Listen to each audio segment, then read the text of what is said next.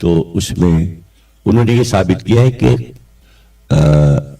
قرآن کی ہر گنتی 19 پہ ختم ہوتی ہے. تو وہ کہتا ہے کہ جب آیتوں کو جوڑا جاتا ہے اور لفظوں کو اور حرفوں کو، وہ 19 سے وہ کسی گنتی سے 19 سے ضرب ہو جاتا ہے. وہ اس کا پورا چارٹ ہے، اس کا بڑی محنت ہے اس کی، کمپیوٹر کے ذریعے کیا اس نے. اور پھر وہ کہتا ہے کہ بسم اللہ الرحمن الرحیم میں 19 حروف ہے، اس نے 19 کا راز بتایا. تو قرآن شروع ہوتا ہے 19 حروف سے. اب آپ خود دیکھ لیجئے گا کہ جو آپ تغرے اپنے گھر میں لگاتے ہیں پنجتن کے، محمد علی فاطمہ حسن حسین، 19 حروف ہیں. خود علی نے کہا کہ پورا قرآن سمٹے اور پھر اس کے بعد سورہ الحمد، اور وہ بسم اللہ میں، اور بسم اللہ جو ہے وہ بے میں، اور بے جو ہے وہ نقطے میں، اور میں بے کے نیچے کا نقطہ ہوں. تو اب سمٹے تو قرآن علی کا ہے اور پھیلے تو علی کا. اچھا، اب اگر بے جو ہے وہ علی ہے تو پہلی آیت میں آپ دیکھ لیجئے، یہ کوئی بہت بڑے علمی نقطے نہیں، ایسے ہلکے پھلکے میں بیان کر رہا ہوں، ابھی علمی گفتگو آگے آتی ہے. تو یہ ایک ایسی سامنے کی بہت سے لوگوں نے علم عادات اور نقطوں کے ذریعے بھی گفتگو کی ہے، تو یہ بھی ایک موضوع ہے.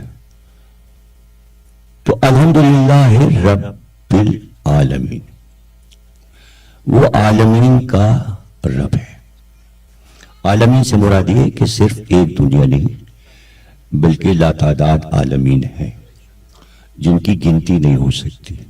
ان کا رب تم سے مخاطب ہے. تو اب ظاہر ہے کہ رب جو ہے وہ براہ راست عالمین کے لوگوں سے مخاطب نہیں ہوتا بغیر وسیلے کے. اس لیے اس نے انبیاء رکھے کہ ان سے تم رابطہ کرو اور ہم اس سے رابطہ کریں گے. ہم اس سے بات کریں گے، یہ تم سے بات کرے گا. اسی کو وسیلہ کہتے قرآن میں. تو پہلی آیت میں اللہ نے یہ بتا دیا کہ الحمدللہ رب العالمین، ایک عالمین ہے اور ایک میں ہوں، اور میرا رابطہ عالمین سے جو ہے وہ براہ راست نہیں ہے، بلکہ میں نے یہ طے کیا ہے کہ میں علی کے ذریعے رابطہ کروں گا، اللہ کے ذریعے. اب آپ دیکھیں بے جو ہے وہ آدھی اللہ کی طرف ہے اور آدھی عالمین کی طرف ہے. یہ ہے رابطہ. الحمدللہ رب بالعالمین، بے دو بار استعمال ہو رہی ہے، ایک بار اللہ کی طرف، ایک بار عالمین. تو بیچ میں علی. اب یہ علی کے ذریعے کیسے مخاطب ہو رہا ہے؟ اس لیے کہ 1,24,000 انبیاء ہیں، علی ہی کیوں مرکز ہے؟ اس کی وجہ یہ کہ علی پر آ کر بات رک رہی ہے. وہ وجہ کیا ہے؟ اس لیے کہ نبی سے دشمنی جو ہے، نبی سے دشمنی جو ہے وہ ہمیشہ محبت کا مظاہرہ کرتی رہے گی. یعنی نبی سے دشمنی تو رہے گی لیکن کھلے گا نہیں کہ یہ دشمن ہے کہ نہیں ہے. اور چونکہ دشمن کھلے گا نہیں اس لیے دوست جو ہیں وہ الگ نہیں ہو پائیں گے دشمن سے، دونوں یکساں نظر آئیں گے. تو اللہ یہ چاہتا تھا کہ دشمن نبی کے الگ نظر آئے اور دوست الگ نظر آئیں. اس لیے علی کی محبت کو واجب قرار دے دیا. کہہ دیا بھائی اب براہ راست ٹھیک ہے امت تم میرے نبی آخری نبی کی ہو، لیکن ہر چیز کا دار و مدار ہم نے نبی پہ نہیں رکھا، ہم ہر چیز کا سلسلہ علی پہ ختم کر رہے ہیں. یہی وجہ تھی. ایک کتاب علامہ علی نے لکھی ہے الوصیت. تو اس میں آج کل چونکہ یہ سب پاکستان میں بحثیں چلتی ہیں کہ صاحب ٹی وی میں بحث ہو گئی کہ بھائی وصی کا لفظ کسی کے لیے استعمال نہیں ہو سکتا، لیکن اب لوگوں کو ضد ہو گئی کہ وصی کا لفظ بھی لے لو، وصی کا لفظ بھی لے لو. لیکن انہیں نہیں معلوم کہ وصی کسے کہتے ہیں. کوئی اور وصی بن ہی نہیں سکتا نبی کا. تو انہوں نے پوری کتاب اس پر لکھی ہے کہ علی وسیع کیسے ہیں. پوری کتاب کا موضوع ہی علامہ علی نے یہ رکھا ہے. میرے پاس وہ کتاب ہے عربی میں بھی اور اس کا ترجمہ بھی اردو میرے پاس ہے کتب خانے میں. تو اس میں سب کچھ انہوں نے دلائل دیے کہ علی کس طرح نبی کے وسیع. اس میں ایک بات لکھتے ہیں کہ ایک دن یعنی آخری عمر کے یہ واقعات ہیں. ایک دن رسول اللہ مسجد میں تشریف فرما ہوئے اور مسجد چھلک رہی تھی تمام اصحاب سے, اور آپ نے بلال کو بلایا اور کہا میرے گھر میں, میرا اپنا جو خاص گھر ہے جہاں میرا سامان رکھا ہے وہ سب لے آؤ, اس گھر سے میرا سارا سامان یہاں لے آؤ. وہ سب آ گیا سامان. انہوں نے اس کی پوری فہرست لکھی کہ کیا کیا آیا. رسول اللہ کے جتنے امامے تھے, ابائیں تھیں, قبائیں تھیں, عصا تھا, تلوار, تازیانہ, اور وہ انگوٹھی جس سے آپ کاغذ پہ مہر لگاتے تھے, وہ انگوٹھی, وہ سب کچھ آ گیا. اور کہا کہ اب میرا گھوڑا خاص بھی لے آؤ اور میرا ناقہ بھی لے آؤ. وہ بھی مسجد کے دروازے پہ باندھ دیا گیا لا کے. آپ نے فرمایا کہ اب میرا کل دنیاوی اثاثہ جو ہے وہ سب یہاں پر موجود ہے, اب گھر میں کچھ نہیں. اور اس کے بعد آپ نے کہا علی اٹھو. اب جملے لکھے انہوں نے, علی اٹھو اور یہ سب ابھی اس امت کے سامنے قبضے میں لے لو.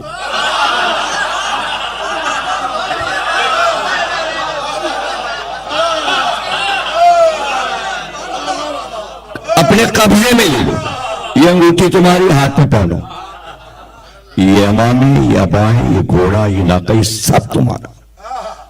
یہ تازیانہ, یہ مسلح, میرا بستر, یہ سب تمہارا جو کچھ ہے. اس لیے کہ میں تمہیں وسیع قرار دے رہا ہوں.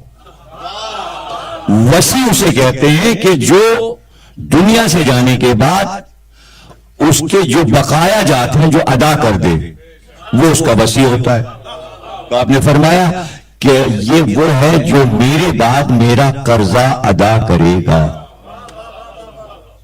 تو اس سے پتہ چل گیا کہ قرضہ کس نے ادا کیا, وہ علی نے. اچھا, وہ قرضہ کہ جو آپ نے فرمایا کہ ہم نے فلاں لڑائی میں اور فلاں لڑائی میں ہم نے فلاں مدینے کے یہودی سے قرضہ لیا تھا, تلواروں کے لیے, گھوڑوں کے لیے, اس کے لیے, اس کے لیے, جنگ کے لیے, تو وہ تو خیر تم ادا کر دینا. لیکن ابو سمسام جو قرضہ لے کے آیا ہے وہ بڑا خطرناک ہے. وہ ایک پرچہ لے کے آیا ہے اور اس نے کہا دیکھیے یہ اس پہ رسول اللہ کی مہر لگی ہے. تو آپ نے کہا تھا ابو سمسام تم واپس جانا اور جب اپنے قبیلے کے تمام لوگوں کو کلمہ پڑھوا لینا. تم جب واپس آؤ گے تو ہم تمہیں 70 اونٹ ایسے دیں گے جو سرخ رنگ کے ہوں گے, آنکھیں سیاہ کالی ہوں گی ان کی.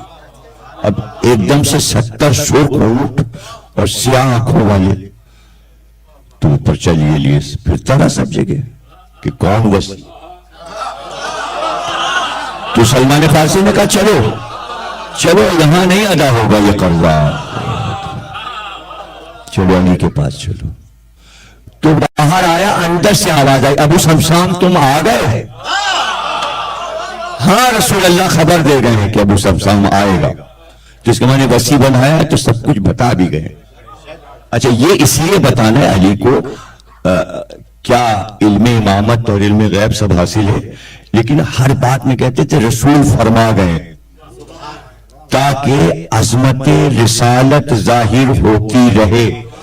علی کی زندگی کا مقصد ہی یہ تھا کہ کہیں پر رسول کی سیرت گھٹنے نہ پائے. ان کے فضائل, ان کی ذات, ان کے تمام اللہ نے جو سیرت طیبہ میں بیان کیا قرآن میں حالات, وہ کہیں چھپنے نہ پائے, اس لیے آپ کرتے تھے. اب غدیر تو ظاہر ہے کہ آپ کہہ سکتے ہیں, اور جیسا کہ ہم گفتگو کر رہے تھے کہ سورہ الحم کی طرف اشارہ کیا رسول اللہ نے, لیکن سورہ جہاں پہ ختم ہو رہا ہے وہ غضب ہے. اس لیے آپ کو حدیث کی مدد لینا پڑے گی آیت کی تفسیر کرنے کے لیے کہ اللہ غضبناک کس پر ہوا. اس لیے رسول اللہ نے یہ حدیث دی, جس نے میری بیٹی فاطمہ کو غضبناک کیا اس نے مجھے غضبناک کیا, جس نے مجھے غضبناک کیا اس نے اللہ کو غضبناک کیا. تو وہ سورہ جو تولا سے شروع ہوا تھا تبرہ پہ ختم ہو گیا. یہ آپ کے عقائد ہیں جن کی حفاظت قرآن بھی کر رہا ہے اور حدیثیں بھی کر رہی ہیں. تو اب مباہلہ جو ہے وہ دراصل پنجتن پاک کے فضائل کا ایک سمندر ہے جو قرآن سے شروع ہوتا ہے, سورہ آل عمران سے شروع ہوتا ہے. فَمَنْ حَاجَّكَ فِيهِ مِنْ بَعْدِ مَا جَاءَكَ مِنَ الْعِلْمِ فَقُلْ تَعَالَوْا نَدْعُوا أَبْنَاءَنَا وَأَبْنَاءَكُمْ نِسَاءَنَا وَنِسَاءَكُمْ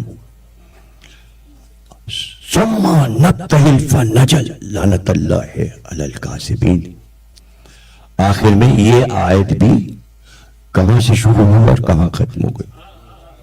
اب جو لوگ کہتے ہیں لعنت نہیں کرنا چاہیے, تو اللہ لعنت تو کر رہا ہے نا اس میں. یہ کہی جاتی ہے لعنت والی آیت, اور کس پہ؟ جو جھوٹے ہیں ان پر خدا کی لعنت ہو. تو گویا اسی مباہلے کے واقعے میں یہ بتا دیا گیا کہ یہ 5 ہستیاں جو ہیں جو ان کے مقابل آئیں گے وہ جھوٹے ہوں گے اور وہی لعنت کے مستحق ہوں گے. اتنا ذہین تھا عیسائی کہ فوراً بھاگا.